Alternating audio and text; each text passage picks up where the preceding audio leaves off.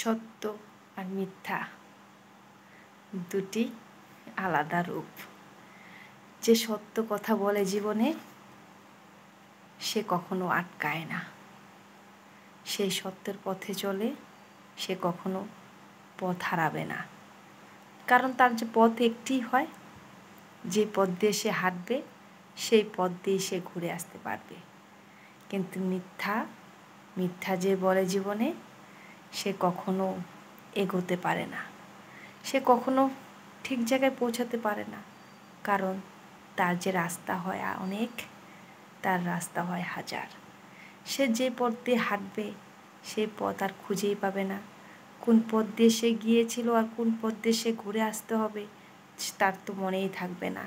তাই মিথ্যা নয়, সত্যর পথে চলুন, সত্য কথা বলুন, সত্যভাবে জীবন কাটান, দেখবেন অনায়াসে সব পেয়ে যাবেন।